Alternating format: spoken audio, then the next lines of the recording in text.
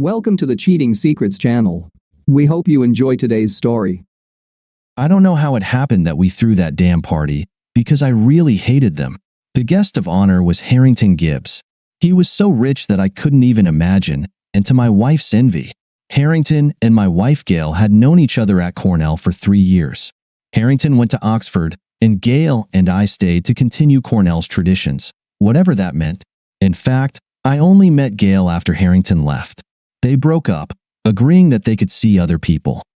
I earned a Master of Business Administration degree, and Gail and I eventually got married, had 2 children, and lived happily ever after until today. Harrington Gibbs returned after 20 years, richer and more attractive than ever. Grace and Harry Jr. went off to college, leaving us with the infamous empty nest. When Harrington announced his return, Gail was as excited as I hadn't seen her since college. I always knew she still had feelings for him. In many ways, this annoyed me immensely, but I tried not to show my displeasure. I wasn't as handsome as Harrington and not as rich, but I was her husband. My biggest complaint was about what happened in the bedroom. Several times, when we had truly intense sex, Gail shouted his name. Nothing ruins hot sex like a woman calling you by another man's name in the heat of passion. It got to the point where I became paranoid about being called Gibby while riding my wife. She never could understand why I lost interest in her in the midst of our wonderful romp. I never explained it to her. So, here we are throwing a party for my wife's old lover, the one she fantasizes about while I'm ringing her bells. How could I not hate this man? There were only about 20 people, but that was more than I wanted. It was a warm summer evening, and we gathered outside by the pool. I grilled several dishes, and the guests could choose food throughout the evening. I tried not to get in the way and played the role of a shy, reserved host. Of course, Harrington was the center of attention, and to add more icing to the cake, he arrived in his new yellow Lamborghini. He boasted not only about his car, but also about the $500,000 price tag that came with it. Everyone came to gawk at the car, and most of the ladies, including Gail, of course, decided to take a ride. When the guests left, I, like a dutiful husband, began collecting empty bottles and dirty dishes. Finally, only Gail, Harrington, and I were left. Oh, did I mention that Gail invited Harrington to spend the night with us? We had plenty of space since the kids were away at college. Surprise. Surprise. Why don't you guys sit down, and I'll fix you something tasty to end the evening. I think we've had enough beer. Gibby, do you want a Tom Collins? I cringed when she called him that. I immediately felt humiliated. He smiled and nodded. I swear, I saw him smirk in my direction. Harry, I'll get you a gin and tonic and a salty dog for myself. You guys just relax a bit. It's been a long day. I'll be right back. For a few moments, Harrington Gibbs and I sat in silence. I had no topics I wanted to discuss with him. In search of a way to break the boredom, I claimed that I needed to disconnect the propane tank from the grill. Harrington took the opportunity to check that his yellow bird was locked up for the night. As he headed to the garage, I busied myself with the grill grates. The garages were separate from the house, a feature my father had always insisted on. As I was removing the first tank, I glanced through the kitchen window. Gail was walking down the hallway to the kitchen with a small bottle in her hand. I stopped what I was doing and watched as she opened the bottle and took out 3 small capsules. It was a bottle of Ambien, which I had been prescribed. For me, Ambien was a knockout sleep aid. 1 capsule was enough to put me out for at least 10 hours. I watched as my wife opened and poured 3 capsules into my gin and tonic. Harrington was coming back from the garage, so I finished my task, and we both returned to the cozy lounge chairs just as Gail came out with our drinks. Gail and Harrington, or Gibby, spent the next few minutes reminiscing about their college days. Of course, I didn't know any of the people or places they were talking about, but I tried to feign interest, pretending to sip my gin and tonic. It was hard to drink the beverage without spilling the ice, but I managed. When the drink was finished, I noticed Gail and Harrington exchanging glances. I deliberately began losing interest in their conversation and started closing my eyes. With one final fake gesture, I drained my nightcap, set the empty glass on the table, and settled comfortably into the lounge chair. I swear I heard Gail giggle. They waited for at least 20 minutes, then carefully lifted me and carried me to the bedroom. I made some incoherent sounds, which made Gail giggle again as they took off my shoes. 10 minutes later, I was on my feet and completely sober. I was amazed at how clear-headed and determined I felt. I put my shoes back on and walked down the hallway. Gail and Harrington were in Grace's room, and from the sounds they were making, there was no doubt about what they were doing. For a moment, I wondered if Gail might accidentally call him Harry. I could easily walk into the room and end it all right then and there, but that wouldn't be any fun. When I reached the garage, I wasn't sure what I was going to do. I wanted to take the Lamborghini out of the garage, but the damn car was locked, and I didn't have the key. The sunroof was open, so I reached in and unlocked the driver's door. Now I could do the job, but I still couldn't bring myself to do it. I started with 3 old cans of lighter fluid. I didn't even have a charcoal grill anymore. 2 cans went inside, and 1 on the roof. I opened the trunk and the hood for better access. God, this car was beautiful. I had a gallon of paint thinner in the engine compartment, and I added a couple of cans of Coleman fuel. As I walked around the garage, I was surprised by the treasures I found. There was half a gallon of kerosene on the back seat. The interior of the trunk was doused with an almost empty can of turpentine. I poured a gallon of muriatic acid on the car's roof, which didn't make much sense since I was going to burn it anyway. To top it all off, I threw in a small box of leftover fireworks, mostly Roman candles and rockets. It would be a shame to lose Gail's Volvo wagon and my Jeep Liberty, but it was worth it. I stood in the doorway at the far end of the garage and tossed a lit flare. It took me less than a minute to get back into the house and up to the bedroom. Inside, the garage was lit up like Christmas. Gail and Harrington were still busy with their activities as I passed by their room. I took 4 Ambien capsules from the bottle and swallowed them. At the last minute, I took 1 more. I wanted it to look like I had overdosed. I lay down on the bed and started laughing quietly to myself. The next thing I remember is some guy shining a flashlight in my eyes and muttering something like, "He's alive.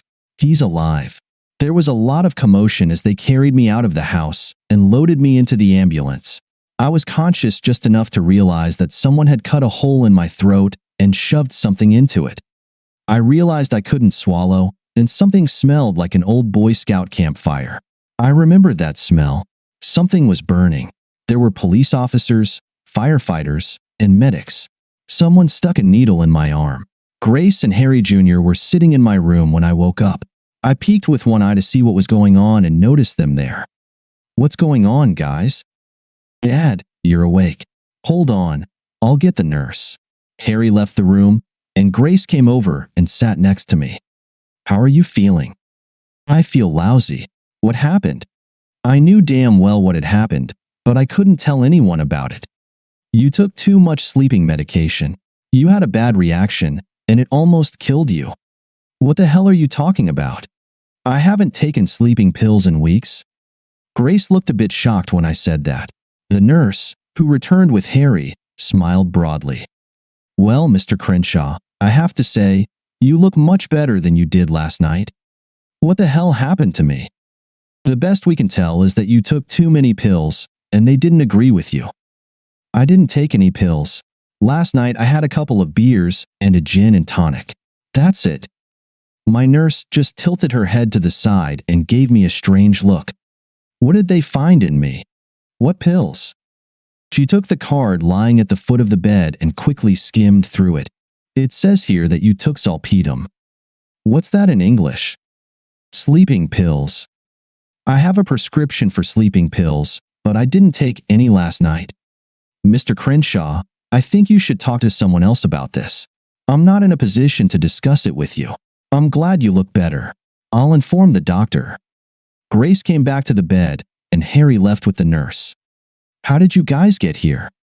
"Mom called Harry, and he picked me up on his way home." "By the way, where's your mom? Shouldn't she be here?" "She's talking to the police about the fire." "What fire? Was I asleep during a fire?" "The garage burned to the ground. The house is fine." "Did anyone get hurt?" "Just you." I hate to say it, but I'm a little confused. I glanced out the window of the room into the hallway. Harry and the nurse were talking to a tall man in a dark suit. They seemed to be gesturing a lot, but they weren't arguing. Do you want some water? I heard her, but I didn't respond. Dad, do you want some water? Oh, yes. Of course. I'd love some water. It was warm water through a drinking straw. At least it was wet. There was a bandage on my throat where, I assumed, someone had made an airway. I had a small plastic tube delivering oxygen to my nose, and I felt relatively good. My throat was sore. It felt raw, like hamburger meat, and 4 was in my right hand. The tall man in the suit was just entering the room when the doctor appeared. After a brief conversation, the man in the suit left. Dr. Empham checked my heart and blood pressure, but he seemed most concerned about my breathing. Excessive intake of Ambien can cause severe swelling of the tongue and throat. He looked worried when I assured him I hadn't taken any sleeping pills. As you might have guessed, the doctor gave me a shot to put me to sleep before he left. Grace and Harry promised to return the next day and then departed. In the morning, my throat felt better. Before noon, they disconnected all the monitoring and support equipment. Apparently, my recovery was going well. Good morning, Mr. Crenshaw. I'm Detective Naranha. Are you ready to answer a few questions this morning? It was the tall man in the dark suit. My eyes must have watered or something because I still wasn't fully awake. I swung my legs off the bed and headed to the bathroom. The bedpan was no longer in use. My voice was rough like a horse's whinny, but I didn't care. It felt good. My throat was sore, and I took that as a sign it was healing. So, Mr. Naranha, what can I do for you? You look like you're feeling better. Can you tell me what happened last Saturday night? What day is it today? Today is Tuesday. Well, damn. Time flies when you're having fun. He tried to laugh, but didn't quite succeed. Detective Naranha, the last thing I remember about the Saturday party is cleaning up and then drinking with my wife and Mr. Gibbs. We were sitting in lounge chairs in the patio. I don't know where the paramedics or whoever found me. The police found you, Mr. Crenshaw. They found you unconscious in your bed. Sorry, I don't even remember going to bed. You didn't. Your wife said you passed out from drinking too much, and she and Mr. Gibbs carried you to the bedroom. That's bullshit. I had 3 beers all evening and 1 gin and tonic before bed. 3 beers over 5 hours don't make you blackout drunk. You weren't drunk, Mr. Crenshaw. We checked your alcohol level when you were brought in. It was so low that you wouldn't even be charged with driving under the influence. Why would she say that if it wasn't true? It's complicated, Mr. Crenshaw. I'll try to explain, but you need to listen to me. Detective Naranha and I sat in silence for a few moments. I had a whole bunch of questions I was dying to ask him, but I was also afraid he might have a lot of questions for me. Detective Naranha, was there a fire at my house that night? I seem to remember firefighters being there when they took me away. Yes. Your garage burned down along with the 3 cars inside it. You don't know anything about that? He asked this question with a shy tone, almost as if he were teasing me. Of course, I knew, and I tried to answer accordingly. The last thing I remember is how nice it felt to stretch out in the lounge chair after the party ended. Mr. Crenshaw, the arson investigators will be here later to talk to you, but I have one small question about the fire. Did you store any flammable materials in your garage? Yes. That's why I had the garage built separately from the main house.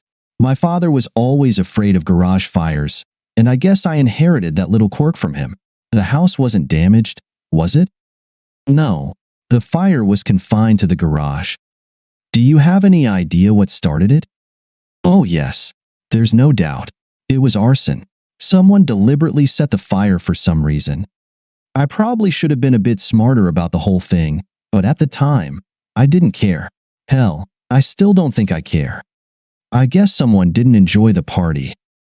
My witty remark brought a slight smirk to his face, suggesting that he didn't find my comment amusing. So, Detective Naranha, if this is a job for the fire department, why are you here? Mr. Crenshaw, you didn't take any sleeping pills on the night of the party, did you? No. Obviously, I didn't need them. The hospital conducted a full examination because of your condition when you were brought in. There was a bit of alcohol in your system, but not enough to cause any problems. They found that you had been given a large dose of sleeping pills. You had a prescription for sleeping pills, which was found in your medicine cabinet. I haven't taken those sleeping pills for several weeks. I only take them when I have work problems. What did you mean when you said I was given a large dose? Mr. Crenshaw, after everyone left, our team checked the house, and we found a glass that was apparently used for your gin and tonic. The lab found traces of sleeping pills at the bottom of the glass. My wife made that drink for me. Detective Naranha didn't respond. He just sat quietly, as if waiting for a different answer from me. My wife drugged me? I decided that a direct question would get a direct answer. He nodded affirmatively but said nothing. Do you know this for sure, or is it just a guess? Your wife initially denied it, but she confessed after Mr. Gibbs told us the whole story. Are you saying that Harrington Gibbs and my wife conspired to drug me? Why? Well, that question made Detective Naranha squirm a bit in his chair. He was conducting a professional investigation, but seemed hesitant to tell me that my wife had drugged me in order to have sex with another man. I decided to let him off the hook. Never mind. I think I know the answer. I sincerely regret this, Mr. Crenshaw. It's always difficult to deliver this kind of information to the affected spouse. We sat in silence again. I guess that's why she hasn't come to visit me. Where is she now? Your wife is at her parents' house. Her father posted bail for her. Will there be a trial? No. Harrington Gibbs told us everything to get a lighter sentence. In fact, his lawyers almost managed to have all charges against him dropped. He put the full blame on your wife for planning and executing what happened. He claimed he had no idea what she was doing until it was all over. You don't believe that, do you? No, but he does have very good lawyers. What will happen to Gail? She confessed to everything and agreed to whatever the court decides to avoid the publicity of a trial. What exactly is she being charged with? Honestly, at this moment, I'm not sure. The responsible officials seem to change their minds regularly. I think, but I'm not certain, they might be interested in knowing how you feel about all this. He phrased it as a question, which I found intriguing. I think that's really something I need to discuss with her, but I'm willing to drop all charges if she agrees to a quick, no-fault divorce. That might help, but she will still face civil charges. Even though you let her off the hook, she committed a crime and must face some consequences. Let's see what you can do for her, okay? I'll get in touch with my lawyer as soon as I can. What about the fire? He shrugged and got up from his chair.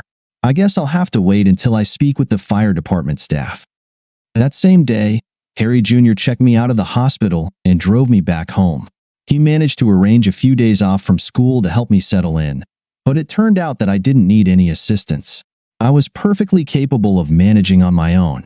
We spent a few minutes inspecting the fire damage, but we didn't discuss the situation with Gail. It was awkward for him. Seymour Schlamp, my favorite lawyer, arrived, and within 2 hours, we quickly and directly drafted a divorce agreement. I gave Gail the house and the furniture, as well as half of our money after the college tuition prepayment was deducted. Considering the tuition costs, there wasn't much left. Before Seymour left, I also advised him to file a $1 million lawsuit against Harrington for emotional distress. Seymour was more than happy to oblige, as he would receive 22% of whatever he collected. My rental car was delivered at the same time a representative from Papa John brought me dinner. There was still plenty of beer left from the party. My loving wife arrived before I finished my dinner. She didn't come in but rang the doorbell. I thought that was interesting. I cleared the kitchen table so we could talk. Harry, I feel foolish saying this, but I'm sorry for everything that happened. It was a stupid act on my part, and it had a stupid reason. I can't undo it. What exactly are you sorry for? Drugging me or sleeping with Harrington? She didn't cry, but her eyes filled with tears. Her response was weak and unclear. Both. I poured myself another beer. I looked at Gail, and she shook her head, indicating she didn't want any. Gail, why are you here? Mostly to explain what happened, but also to talk about the divorce. Let's deal with the divorce first. What do you want? I don't need the house or the furniture, and you can keep all the remaining money. That will leave you with nothing. I can't afford the mortgage, and I don't want to worry about having to sell it. I'll probably be away for a few years and won't be able to use it anyway.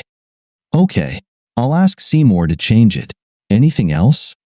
No, just make it as quick and painless as possible. Are you sure you don't want a beer? No, Harry, I'm sorry about Harrington. It was wrong, and there's no excuse for it. There must be some reason. I know. I've thought about it a lot. Harrington and I always got along well. We were friends and understood each other. The sex was always great, not just good but amazing. And what about us? Harry, we made love. Gibby and I didn't do that. We just had sex. I know it sounds like a worn-out cliché, but it's true. Sometimes, when we made love, it felt so good that I caught myself saying his name. I knew when it happened, and I always felt awkward about it.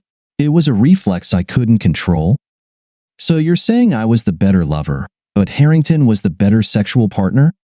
It sounds so ridiculous when you put it that way, but yes.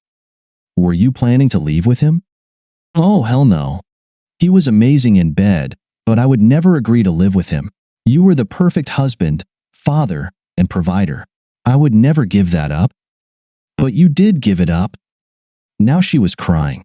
It was restrained, but they were tears. It's been 20 years since Gibby and I were together. I wanted to experience the thrill of shameless sex one more time before we entered our golden years. We're only in our 40s. What the hell are you talking about? I wasn't sure if I would ever see him again. Now you're just spouting nonsense. You can babble about all the silly reasons you did it, but it doesn't change anything. You cheated. It's crystal clear. I really don't want to hear any more. Are you finished? Yes. I'm done. I won't bother you anymore, but I know it was you. What does that mean? You burned the garage down. You set the whole thing up. I can't blame you. You were fully justified in everything you did, but you really did it. You weren't just a victim. We've been married for almost 25 years, and I know you better than you think. Are you saying I set you up? You know it, and so do I. What did you tell the police? Nothing. Who would believe me? You played the victim so well that I didn't stand a chance. I finished my beer and leaned back in my chair, smiling at her. There was no way I was going to admit to anything. Harry, how did you know that Harrington and I were having sex if you were unconscious in the bedroom? I sat there with a silly smile on my face. When the paramedics took you out of the house, you were wearing your shoes. When Gibby and I put you to bed, I took your shoes off. How did you put them back on, Harry? This keen observation made me shrug and smile. You didn't drink the gin and tonic I gave you. Somehow, you knew something was in it. You tricked us into thinking you drank it all, but you didn't, did you? I stood up and threw the empty bottle into the trash. You knew I was going to have sex with Harrington and did nothing to stop it. What kind of husband lets his wife have sex with another man if he can prevent it? Her tearful demeanor shifted to arrogance. It was unattractive. All right, now I get it. It's all my fault because I didn't stop you. You orchestrated the whole thing to have an orgy with your ex-boyfriend, and now it's my fault because I didn't stop you. The arrogance vanished as quickly as it had appeared. Oh God, did I say that? I didn't mean it, did I? I'm so sorry, Harry. I didn't mean that. When I said it, I wasn't thinking. I didn't mean it, honestly. I got up from the table and headed towards the exit of the room. I turned slightly to look at her. I think you'd better leave. I've had enough comfort for one day. As I entered the bedroom, I heard her crying. A few moments later, I heard the front door close. 3 months later, I was alone. I sold the house but didn't make a penny from the deal. Gail was sentenced to 3 years in prison for conspiracy to commit a crime, but the sentence was suspended at my recommendation. She now lives with her parents and works at one of the local banks. Harrington was more than happy to settle the lawsuit for $500,000. Somehow, I ended up with less than $400,000. Now I understand why Seymour was smiling. Harrington disappeared to his estate in Cornwall, where he breeds polo ponies. I don't believe he ever contacted Gail again. Once everything was settled, I was able to arrange a transfer to Dallas. Grace and Harry Jr. remained close to their mother, but I haven't spoken to her since the trial. Thank you for listening until the end. See you in the next episode of Cheating Secrets. Take care of yourself and your loved ones. Goodbye.